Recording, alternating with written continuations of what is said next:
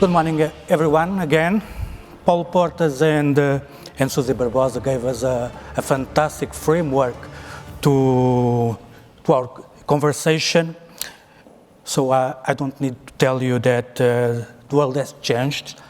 In the last 5 years, we faced a pandemic, an economic crisis, the return of inflation, experienced two high-intensity wars in Europe and Israel, and increased commercial clash between blocs. And on top of that, we do have the deepening of the common challenges, such as the effects of the climate change. At the same time, we are witnessing a more fragmented world with process of affirmation of political actors, individually or in association, that completely transform the playing field. But where there are challenges, there are opportunities. And to find out what challenges and opportunities we may have in the relationship between Europe and Africa, we have with us Edith Temjoa. She's a jurist, a consultant, and a former Minister of Justice and Foreign Affairs of São Tomé and Príncipe. Please join me on stage. Filipe Pátio Duarte. He is a professor and a researcher at Nova School of Law, where he coordinates the master's degree in law and security. He is a senior geopolitical risk analyst and an international politics analyst at the RTP. And Henrique Bournet, there he is. He's the owner and senior partner of Opportunity. Thank you. And Sergio Pimenta, there he is. He is Vice President for Africa in the International Finance Corporation. Thank you all for your presence. Said that, we decided that in a Portuguese-speaking panel, we should speak Portuguese. So I will change to Portuguese for our conversation. E Filipe, começo por ti. Para começarmos por um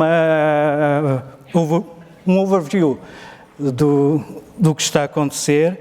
Nós estamos a viver, em termos geopolíticos, um período de grandes transformações. Que impacto é que têm na África, principalmente na África subsaariana, que é o motivo o foco do nosso painel?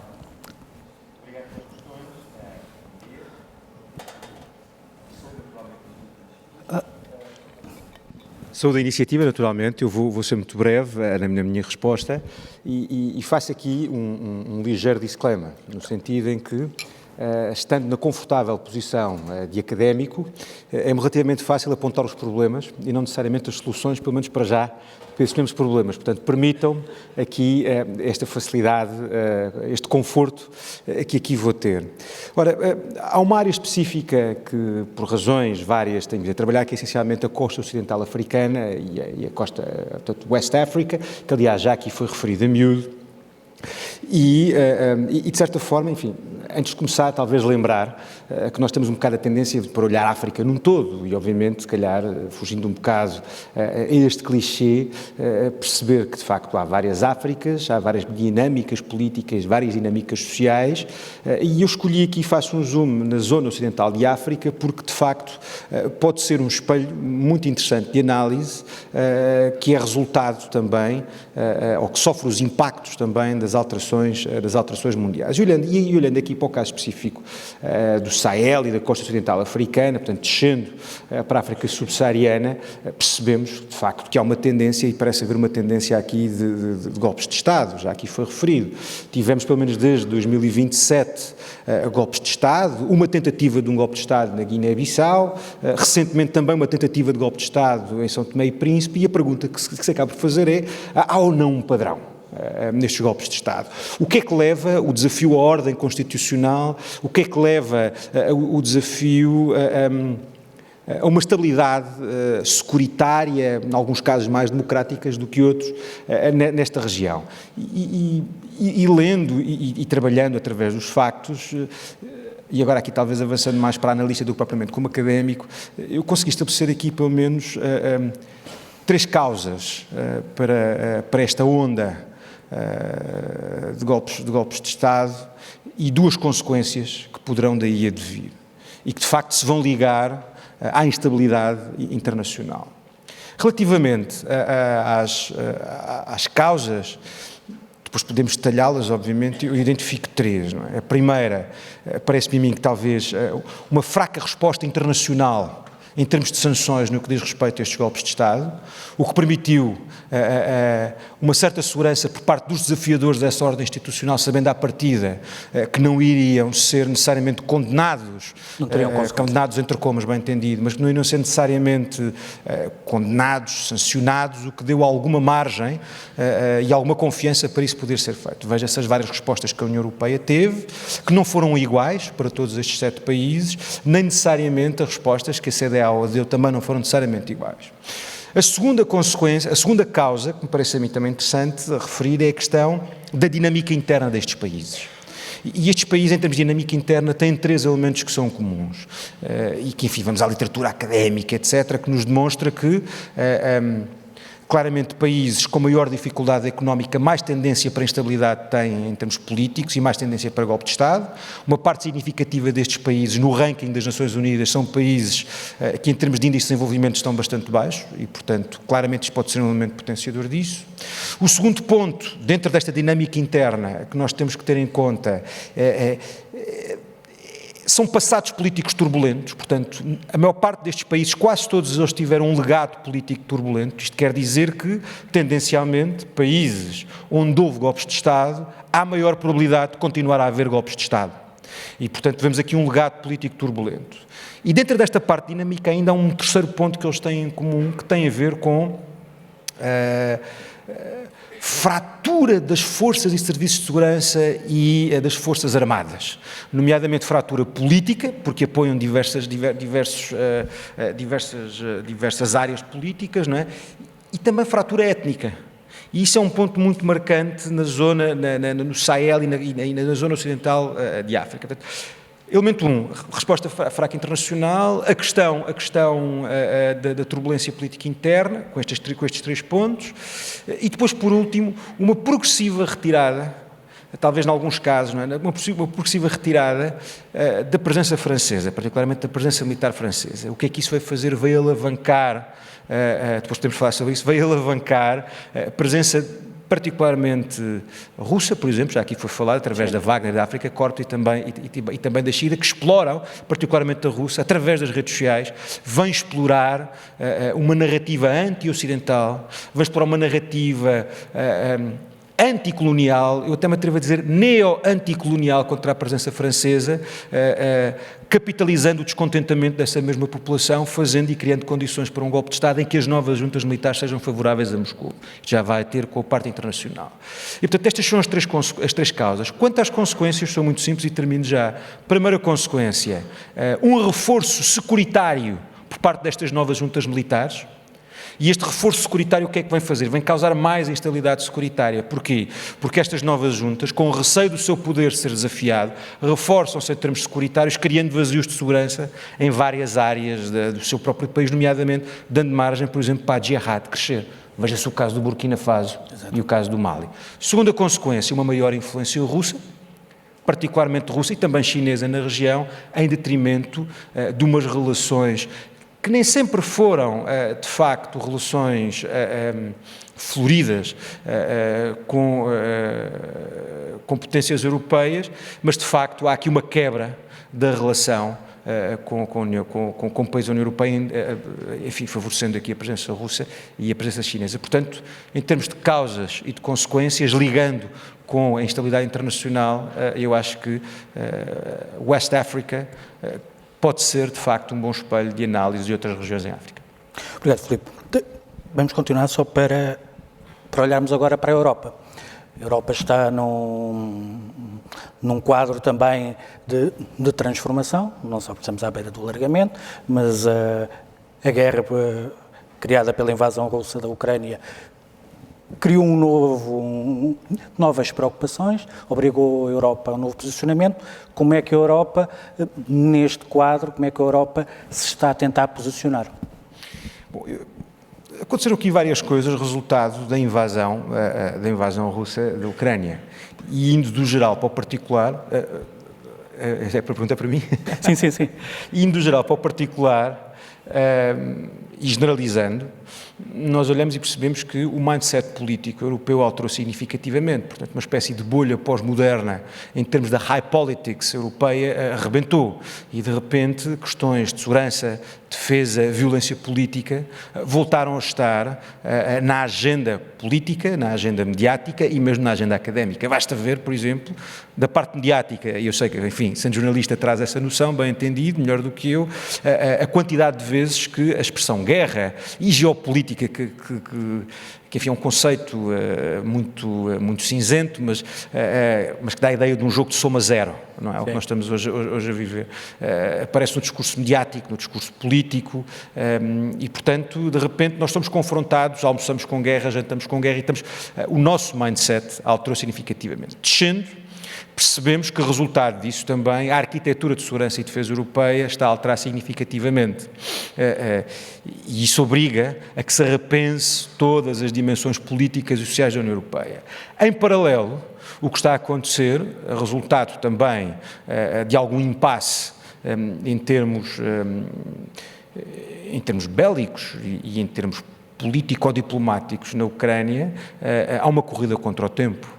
E essa corrida contra o tempo favorecerá eventualmente mais Moscovo do que, pelo menos para já, Kiev, tendo em conta que, em novembro, a probabilidade de haver de uma vitória republicana condicionar o apoio à Ucrânia e a Ucrânia passar a ser um problema europeu é muito grande. Mas, ao tornar-se um problema europeu, há outra corrida contra o tempo que tem a ver com a capacidade europeia para poder alimentar o esforço de guerra na Ucrânia, sabendo desde logo que internamente, dentro dos países que compõem a União Europeia, há um desafio social e político a esse mesmo apoio. Desafio social e político esse que é representado por um assomo de perspectivas políticas populistas e extremistas que põem em causa esse mesmo apoio. E, portanto, descendo ainda um bocadinho mais, o que está a acontecer na Europa é também resultado dessa alteração da arquitetura de segurança e defesa europeia, um desafio ao nosso contrato social. E esse desafio ao contrato social porá muita coisa em causa. Eu costumo muitas vezes dar o exemplo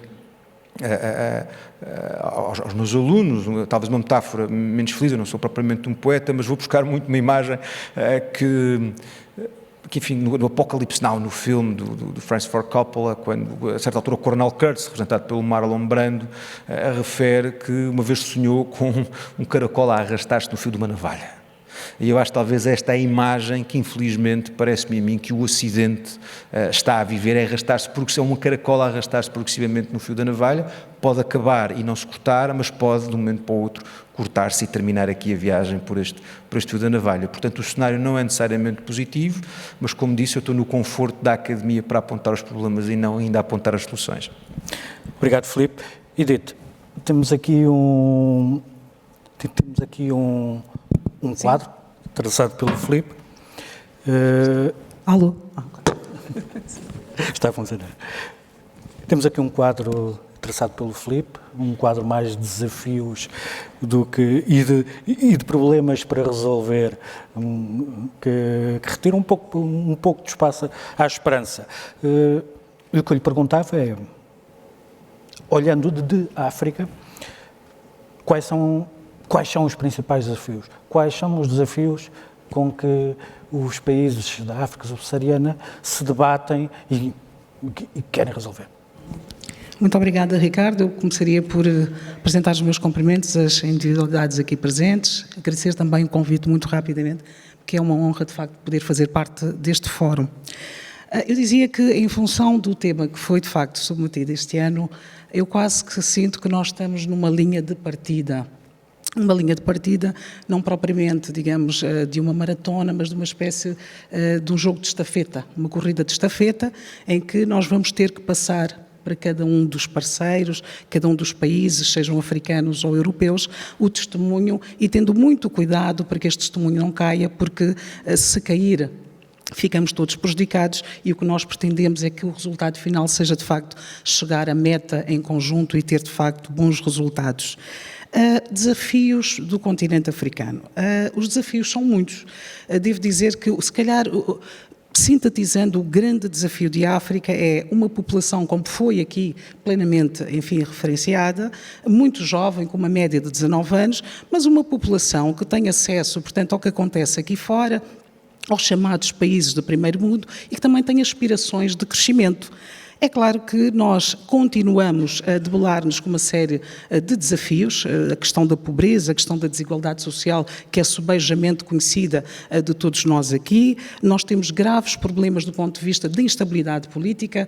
Ultimamente, como também foi referenciado, as questões das alternâncias não constitucionais, enfim, a nível do poder, temos problemas de saúde pública e problemas de saúde pública com doenças endémicas, mas também com problemas como que surgiu a nível da pandemia do Covid-19. A corrupção, fala-se de África e fala-se de corrupção. Felizmente ou infelizmente, hoje já não está colado só à África, mas a corrupção também não pode-se deixar, enfim, de referenciar. Eu comecei por falar de uma população jovem e quando falamos de jovens, o grande desafio de África é a empregabilidade. O país com fraca industrialização, com dificuldade de criação de empregos, com uma juventude afoita, dinâmica, este é um problema sério. Por outro lado, educação. Todos nós sabemos isso, mas se olharmos hoje o contexto da educação, não é só a questão da literacia, digamos, normal ou formal. Nós temos questões de educação num contexto global em que nós já estamos a entrar nas tecnologias de informação, em que nós estamos a nível da inteligência artificial. Como é que fica este quantum, esta parcela desta população mundial? E depois, naturalmente, um assunto que nos toca bastante, porque a África é extremamente vulnerável às questões climáticas, não é? A nível das secas, a nível das cheias, e que depois naturalmente acaba por ter grande implicação a nível da agricultura, provoca muitas vezes outros fenómenos, como a própria migração, que depois também é um aspecto que naturalmente acaba tocando também aqui, portanto, no contexto europeu. E, portanto, lato sensu são estes os grandes, enfim, os grandes desafios que nós temos no nosso dia-a-dia, que motivam muitas vezes aquilo que são as nossas políticas públicas, mas também que motivam, portanto, as nossas linhas de cooperação. Obrigado, Edith. Henrique, a mesma pergunta. Quais são, neste quadro que o Filipe traçou, os desafios que se colocam à Europa? Vamos tentar aqui ver a Europa como um todo para ser Ricardo. mais fácil. Obrigado, Ricardo. Antes de mais, obrigado pelo convite.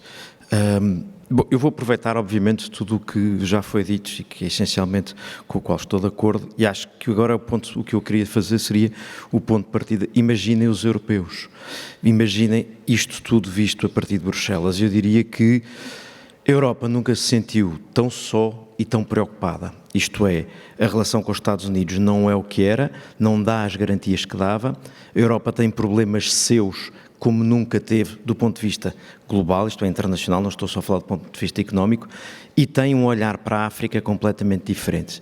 E nesta diferença do olhar para a África, eu diria que aquilo que foi há pouco dito pela ex-ministra, que quando dizia que o Presidente Barroso teria sido o dirigente europeu mais próximo da África, e eu concordo, este novo olhar para a África é um olhar menos de proximidade antiga, menos daquela relação de quem identifica em África uma relação próxima e mais de quem olha para a África com a necessidade de fazer aliados. Eu diria que a Europa está perfeitamente consciente de que precisa de mais aliados no mundo por duas principais razões. Primeira, porque este contexto geopolítico implica mais aliados, necessidade de ter mais aliados. Por outro lado, isso também tem uma outra dimensão, que é a dimensão de acesso a um dos elementos mais importantes para a atual conjuntura económica, que são as matérias-primas críticas. Exatamente. Henrique, pegando no que a Sousa Barbosa disse, há um desafio na relação da Europa com a África, que é o da Europa não corresponder. Ela falou na burocracia, mas a ideia que fica é que a China, por exemplo, ou outros atores políticos internacionais, quando estamos a falar da África, temos de falar na Rússia também, concretiza a Europa não concretiza? Eu diria que em cima da solidão e da preocupação, eu diria que nesta matéria a Europa ainda tem outro problema, que é o da sensação de frustração, porque a verdade é que a Europa é, apesar de tudo, o maior doador mundial de ajuda e, no entanto, a percepção que há é que a Europa é o menos consequente, o menos eficaz. O que é uma percepção um pouco, não só uma percepção estranha, como para a própria União Europeia é uma coisa um pouco difícil com a qual lidar. E tem dado origem à alteração de modelos de cooperação e que tem levado a uma tentativa de evoluir para uma lógica muito mais de ownership dos países que beneficiam de ajuda. Mesmo assim, isso não teve as consequências. Eu diria que, aliás, uma das desvantagens desse modelo é que torna menos visível a cooperação europeia, ou seja, quanto mais a cooperação europeia foi feita com apoio diretamente aos Estados beneficiários, menos visível ela se tornou para os cidadãos, embora os governos talvez tenham percebido, e depois houve muita questão das condições ou das condicionalidades que a Europa colocava ou não. Neste contexto, olhando para esta realidade, enfim, e sem estar a repetir o que já foi dito sobre a Rússia, sobre a China, sobre a África, sobre o Sahel, sobre a França, sem repetir tudo isto, mas tendo isto tudo presente, que nasce esta nova estratégia que é o Global Gateway, que em bom rigor, eu diria, e depois poderemos voltar a falar, mas eu diria em bom rigor são duas coisas: rebranding e expectativa de que os privados ponham dinheiro. Em bom rigor é isto, porque não há dinheiro novo do lado público, ou seja, o dinheiro da União Europeia é o que havia, o que há é consciência de que é preciso preencher a necessidade de investimento com mais dinheiro, e esse dinheiro tem que vir do lado dos privados. E, portanto, o que a União Europeia fez aqui no Global Gateway faz um rebranding, anuncia e reconhece uma necessidade de maior investimento em África, mais em infraestruturas, no digital, na energia, naquilo que de certo modo é produtivo, ou que pode ter retorno, embora depois tudo o resto continue a ser necessário, mas aí o investimento privado é mais difícil, isto é, na saúde, na educação, na governação, isso é tudo mais difícil, tem estas prioridades. E depois temos aqui o problema, que nós ouvimos falar dos valores, e quando vamos escavar os documentos percebemos que os valores são, na verdade, os que eram, e depois uma expectativa de que as garantias que a União Europeia dá às instituições financeiras permitam que os privados investam. E, portanto, eu diria, na perspectiva, e para encerrar aqui, na perspectiva europeia, portanto, geopolítica é esta, do ponto de vista da relação, da cooperação com a África, é trazer os privados. E os privados vão ter que olhar aqui de maneira diferente, porque estão muito habituados a um modelo em que o risco é baixo e o que está para ser feito é previsível, e vão ter que passar para um modelo em que o risco é compartilhado, mas que é suposto haver mais negócio. Quando olhamos para estes dois blocos, Europa-África, e nós vemos aqui os desafios elencados pela Edith, o que é que a Europa pode fazer, o que é que a Europa tem para dar para satisfazer aquelas necessidades, para ajudar a ultrapassar aqueles desafios? A Europa neste momento diz que tem vontade, que tem disponibilidade de fazer de uma maneira menos burocrática, o Global Gateway é suposto ser menos burocrático, e diz que tem mais dinheiro. Portanto, em teoria, está a responder a tudo o que a Edith diz que é necessário. A minha dúvida sincera é que isto resulte desta forma, porque a verdade, como eu dizia, é que o que está aqui não é dinheiro novo do lado público, terá que ser dinheiro do lado dos privados. Isto não me parece fácil, até porque os privados gostam de ir para estes investimentos com muitas garantias.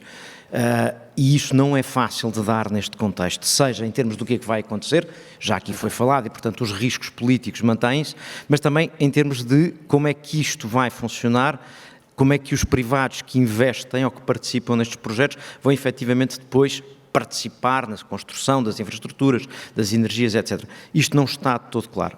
Eu diria que, apesar de tudo, a principal boa notícia é: a Europa tem noção de que precisa de fazer mais e tem noção de que precisa pôr mais dinheiro. E isso, pelo menos, é melhor do que um discurso que apenas promete mais dinheiro. E também já disse que sabe que o dinheiro não é público, portanto, também não prometeu dinheiro que não tem. Prometeu dinheiro dos privados. Vamos ver se os privados encontram o interesse. Exato. Obrigado, Henrique. Edith, nós olhamos para a Europa como uma peça que pode encaixar com a África. Nós olhamos, por exemplo, para a questão demográfica e temos um continente envelhecido. Nunca a velha Europa foi tão velha. E temos um continente jovem, mas entre uma coisa e outra há necessidades de formação, há necessidade de encontrar um quadro que permite que haja uma aproximação entre os dois blocos para que as peças se encaixem. O que eu pergunto para o lado da África é: o que é que a África tem para oferecer à Europa? O que é que a África tem para oferecer? Sem som? Agora, funciona novamente. A África tem muito para oferecer. A África tem, sobretudo, essa componente humana, essa juventude, que é, de facto, o nosso maior asset. As pessoas de África acabam por ser o nosso maior asset, sobretudo porque é jovem, porque quer aprender, é moldável, pode perfeitamente ajustar-se àquilo que são os novos conhecimentos e, portanto, na primeira linha, sempre as pessoas. Por outro lado, aquilo que é o clássico, que todos nós sabemos que muitas vezes é o que tem, passo a expressão, gerado mais apetite, os nossos recursos naturais. Esta aqui é a verdade, portanto, é uma componente extremamente importante, é e continuará naturalmente a ser. E depois também, como também já foi aqui mencionado, a questão de um continente, portanto, que tem um mercado em expansão, tem, portanto, um mercado em franco crescimento. Há um aspecto que eu considero que nós devemos abordar e é quando nós falamos dos aspectos negativos, e agora estamos a falar das oportunidades, normalmente o negativo, o reverso é oportunidade. Esta é que é a grande verdade. E nós temos, como também mencionei, problemas, por exemplo, na área da segurança e, portanto, aqui, em termos de oportunidade, eu penso que a cooperação naquilo que é a área da segurança é extremamente importante. Eu dou um exemplo. Nós, por exemplo, que estamos em São Tomé e Príncipe, no centro do mundo, no meio do mundo, na zona do Golfo da Guiné, temos um desafio tremendo que é a questão da pirataria marítima. E aquela região, de facto, é um corredor do Atlântico, portanto, é uma rota dos cargueiros, dos pesqueiros, dos petroleiros e ela precisa de ser assegurada. Portanto, a cooperação a nível da segurança nesta matéria me parece que seria também uma oportunidade de cooperação com a Europa. É claro que ela já é feita, mas pode naturalmente ser reforçada. Depois, naturalmente, nós temos o assunto da moda, a questão ligada às mudanças climáticas, tem a ver também com a questão do desenvolvimento sustentável, onde, efetivamente, nós podemos colaborar, sobretudo a nível da questão das energias renováveis, a nível, por exemplo, da proteção ambiental, como nós já temos feito, mas hoje, mais do que nunca, eu penso que é algo que deve, enfim, estar cada vez mais em cima da agenda, embora, devo dizer que nós, os africanos, e que vamos seguindo os vários COPs que têm acontecido, estamos sempre à espera de questões mais práticas e resoluções mais práticas também para aquilo que é a nossa realidade no desafio que é as questões climáticas. Em termos de oportunidade, a Europa, penso que tem aqui um quanto extremamente importante, que é a questão da influência geopolítica. Os países são países que nós não podemos deixar de mencionar, há uma história com a África, seja do ponto de vista da colonização, há da cooperação e há também da interdependência. E, portanto, a influência geopolítica me parece que é extremamente importante. Se virmos, por exemplo, até não é a Europa, mas Portugal está na Europa, as relações especiais que tem com os países de língua portuguesa, me permitam, e aqui no caso da CPLP, porque vi que até estava aqui a presidente da CECPLP, portanto, torna Portugal, ou permite Portugal, ter uma posição muito mais interessante do ponto de vista daquilo que são as relações com a Europa e até mesmo do ponto de vista global. E depois, claro, nós não podemos deixar de mencionar a questão da migração e da mobilidade, e aqui nós temos também a oportunidade, por um lado, é claro que a África perde mão de obra, que Portugal e os outros países da Europa acabam ganhando, mas me parece que é necessário regulamentar em termos de políticas que possam, enfim, trazer vantagens para ambos os países. Obrigado, Edith. Sérgio, ouvimos falar aqui em investimento, em trazer os privados, mas muito na aplicação de dinheiro. O que é que na sua posição, que tem uma posição um bocadinho diferente de poder ver de fora, o que é que o IFC pode fazer para serem ultrapassados estes desafios que foram enumerados pela Edith em África? Obrigado, Ricardo, e obrigado pelo convite. É uma grande honra de estar aqui convosco neste Eurofórum.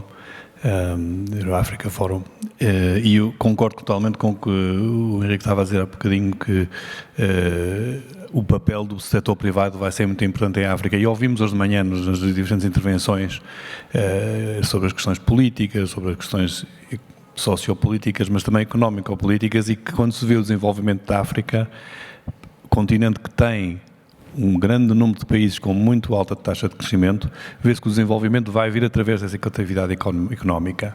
Ora, quando se vê a situação macroeconómica desses países em África, como muitos países através do mundo, estão países com um alto nível de dívida, capacidade financeira de governos limitada e, ao mesmo tempo, e isso faz parte, digamos, de um bocadinho da geopolítica, quando se vê que o interesse dos destinos de ajuda financeira de outros continentes, principalmente na Europa, estão destinados cada vez mais para a Ucrânia e muito menos para a África de hoje em dia, é necessário fazer algo. E eu vejo aí um papel muito importante que vai ser desempenhado, que está a ser desempenhado pelo setor privado, em África, como no resto do mundo, mas em África em particularmente, e, de maneira ainda mais interessante, pelo setor privado africano.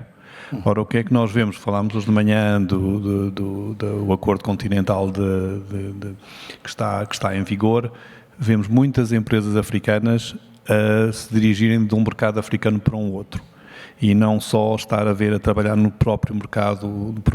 E vemos também uma grande dinâmica dentro da África, entre diferentes zonas, porque há sempre uma espécie, digamos, uma história tradicional de mercados. Falou da África do Oeste, falamos da África do Leste, mas vemos hoje em dia empresas, por exemplo, a EFSI, estamos a financiar uma empresa de Madagascar que vai investir no Mali, não é? Não são coisas que se veem todos os dias, mas se vê-se cada vez mais, não é? Ora, do nosso lado, a sua pergunta, Ricardo, nós, o AFC, nós somos a instituição do grupo do Banco Mundial que financia o setor privado e que apoia o setor privado, o desenvolvimento do setor privado. Somos uma instituição de desenvolvimento, o nosso trabalho é desenvolvimento, mas o canal que utilizamos é através de empresas do setor privado. Ora, nós vemos umas áreas de evolução em África interessantes. Primeiro, eu acho que temos que também mudar um bocadinho a problemática e de falar não só do setor privado, mas também de parcerias público-privadas, e vê-se cada vez mais, digamos, um número de parcerias que podem existir e que podem ser desenvolvidas. O nosso envolvimento em África é principalmente financeiro. Temos aumentado as nossas operações de maneira bastante dramática. Este ano fiscal que terminou agora no mês de junho, dentro do grupo do Banco Mundial, as instituições que financiam o setor público, ou seja, o Banco Mundial propriamente dito, e as instituições que financiam o setor privado, o AFC e a Amiga, que é uma instituição que faz garantias, estamos a mesmo nível em termos de financiamentos, cada um a fazer um pouco mais de 50 mil milhões de dólares de investimentos.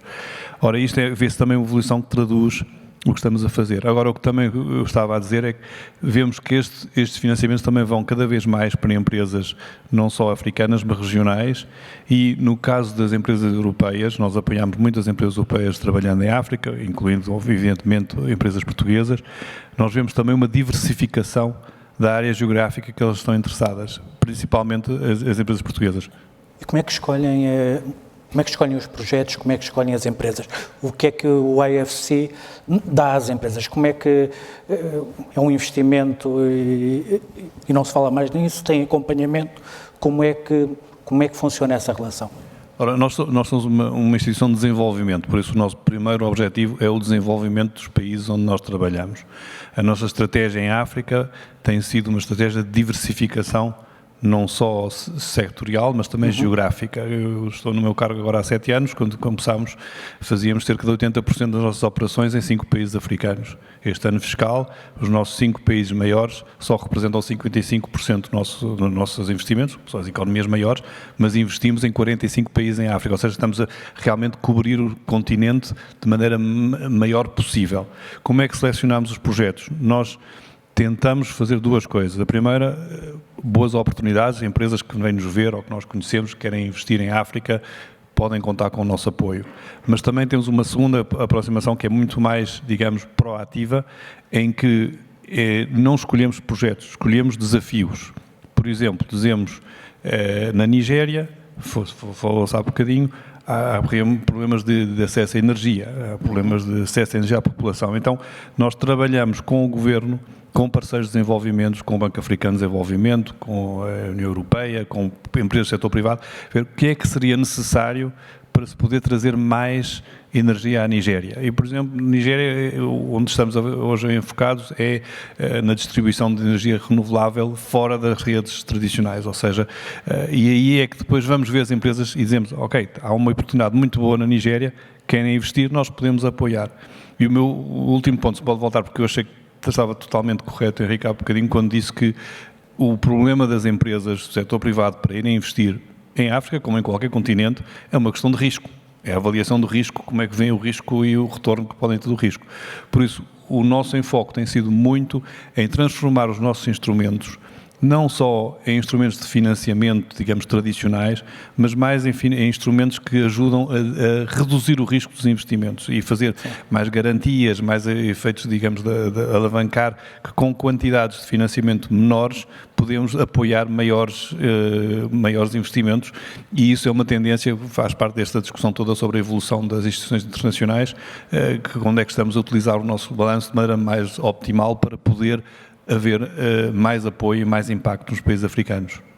Obrigado, Sérgio. Nós estamos no limite do nosso tempo, mas ainda há espaço para uma pergunta para cada um, com respostas curtas. Sérgio, eu começava por si. Nós ouvimos falar nas intervenções e nas respostas aqui muito na instabilidade política em África, que se tem agravado, por exemplo, na zona do Sahel. Em 5 anos houve 12 golpes de Estado, o que torna a zona muito instável. Como é que uma instituição como o AFC olha ou lida para esta instabilidade? Como é que se preparam? Como é que tentam minimizar os efeitos desta instabilidade? Nós ouvimos hoje de manhã que as instituições internacionais eram pessimistas. Eu não sou pessimista, eu sou otimista. E nós preparamos para um aumento das nossas operações, que temos andado a fazer em África de maneira muito significativa. Preparamos tendo uma presença local mais forte. Temos agora escritórios em 40 países africanos. O ano passado, quando estive aqui, só tínhamos 35, já passamos a 40 agora. Temos uma presença local mais forte. E isso é importante para poder ajudar as empresas locais e para poder ajudar as empresas que querem vir investir nos países a conhecerem melhor as dimensões locais.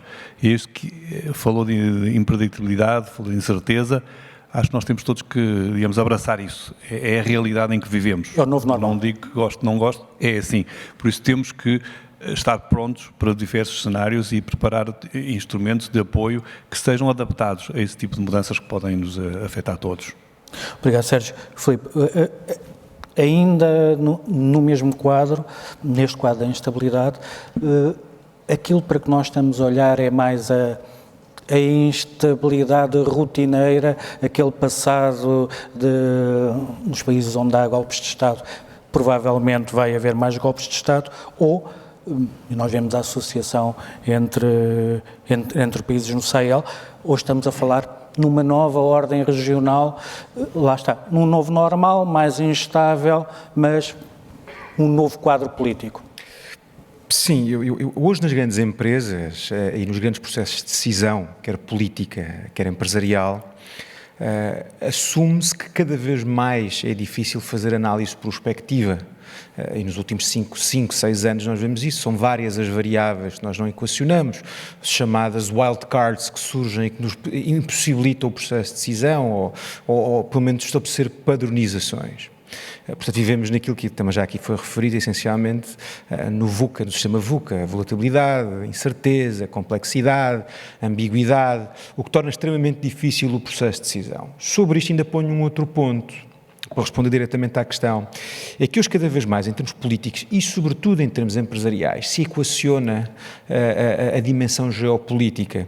Muitas vezes nós nem percebemos muito bem o que é que geopolítica é, mas cada vez mais a expressão geopolítica surge no processo, para a análise do processo de decisão, contrariando aquilo que, por exemplo, nos anos 90 e no princípio do século XXI acontecia muito, que era a palavra economia. Por um lado, a economia implica necessariamente a cooperação. E, portanto, a cooperação, win-win situation, negociação, enriquecimento. Hoje, cada vez mais se considera a dimensão geopolítica em que o risco está latente e a possibilidade de soma zero é cada vez maior. Podemos ir uma perspectiva mais macro e perceber se efetivamente a globalização já atingiu o seu pico ou não. E quer dizer, a ideia de crescendo até a globalização implicava necessariamente a cooperação económica. Talvez atingindo o seu pico, hoje se considera mais a tal geopolítica e a tal ideia de soma zero. Dito isto, hoje parece-me a mim que em termos políticos e em termos empresariais se considera mais esta perspectiva a longo e médio prazo e não necessariamente a perspectiva a curto prazo. Sempre aconteceu, mas hoje parece-me a mim mais do que nunca. E o exemplo talvez sejam as várias medidas em termos políticos regionais, como por exemplo aqui o Henrique acabou por referir o Global Gateway, que é claramente uma reação também geopolítica e não necessariamente uma reação meramente económica, financeira e diplomática, uma reação geopolítica, em que de facto a Europa surge em contraposição a uma presença, por exemplo, chinesa que não considera as mesmas coisas que a União Europeia considera e, portanto, alavancando aqui uma determinada dependência política e diplomática. E, portanto, respondendo, eu acho que cada vez mais se considera a tal dimensão geopolítica a médio e longo prazo e não tanto a curto prazo. E penso que, de facto, a realidade impele-nos a isso. Obrigado, Filipe. Henrique, a África é diferente da Europa e aqui a questão é, está a Europa preparada para perceber essas diferenças ao nível político, ao nível social, ou, lá está, ainda no que disse a Suzy Barbosa, a forma como a Europa faz as coisas muito de um ponto de vista muito eurocêntrico, dificulta a relação. Já há mais abertura? Eu diria duas coisas. Eu acho que a Europa percebe mais e melhor neste momento a importância da relação com a África. Eu sobre isso estou convencido. Eu não tenho a certeza que os decisores políticos europeus neste momento sejam os que percebem mais e melhor. Mantendo esta nota de alguma dose de pessimismo, a verdade é que a presidência é diferente ter um presidente da Comissão Europeia português ou ter uma presidente da Comissão Europeia alemã. É evidente que é diferente ter um alto representante vindo de Espanha ou vindo de um país báltico cujo olhar está completamente virado para leste. Portanto, eu penso que estas alterações contam. Também é verdade que vamos ter um presidente do Conselho Europeu que vem de Portugal e que pode reintroduzir esse elemento numa dimensão que é muito importante, porque a verdade é que a relação da União Europeia com a África passa muito pelos Estados-membros, mais até do que apenas pela Comissão. Portanto, eu diria, a Europa está consciente, o pressuposto do Global Gateway, o que o Filipe dizia, quando eu dizia, quer dizer, dando por adquirir tudo aquilo que foi dito, é isto mesmo, quer dizer, é uma consciência da alteração das circunstâncias, mas é um rebranding com o mesmo dinheiro que havia e tentar atrair privados. Muito nesta lógica, resumidamente, de parcerias público-privadas. Que o Sérgio falou. Portanto, eu acho que o grande desafio que vai haver aqui é tentar ser consequente em coisas concretas, no ponto, onde os privados podem entrar nas infraestruturas, na energia, no digital, na transição verde, onde os privados podem entrar. No resto, naquilo que é a tradicional cooperação bilateral, isto é, na educação, na boa governança, nos direitos das mulheres, tudo isso não vai ficar muito diferente, porque o dinheiro não é novo e não há grande alteração. Agora, a importância dada à África, parece-me, no contexto global, é manifestamente maior. Obrigado, Henrique. Edith, para terminarmos, falámos muito aqui de instabilidade. Como é que se pode limitar a questão da instabilidade em África? Ou, pela positiva, como é que se pode introduzir uma maior previsibilidade em África para, por exemplo, os investimentos serem mais frequentes, de maior montante e com outra perspectiva? Bem, eu já estou no vermelho, então vou ser mesmo muito breve. Eu diria que, sobretudo, atentar para as questões da governança, o que eu acho que é um aspecto que é extremamente importante, e também no sentido de promover constantemente o diálogo permanente. Eu penso que estes dois fatores podem fazer uma grande diferença. Deixe-me só explorar mais um bocadinho. Sim. A relação com a Europa pode ajudar nesses aspectos, pode introduzir fatores que apoiem uma melhor governança, que apoiem um maior quadro normativo, por exemplo, que promovam a estabilidade? Eu penso que sim, eu penso que ao longo dos anos nós temos vivido essa experiência do ponto de vista da cooperação bilateral com os vários países da Europa, mas também no seu contexto multilateral do Bloco União Europeia e, portanto, nós temos também beneficiado daquilo que são as chamadas boas práticas, não é? E, portanto, eu penso que neste momento, sobretudo no momento em que o mundo está a mudar, muitos dos nossos desafios, também, verdade seja dita, também os são da Europa e, portanto, eu penso que nós estamos hoje num posicionamento diferente em que podemos efetivamente tirar maior vantagem. Edith, muito obrigado a todos. Nós acabamos o nosso tempo.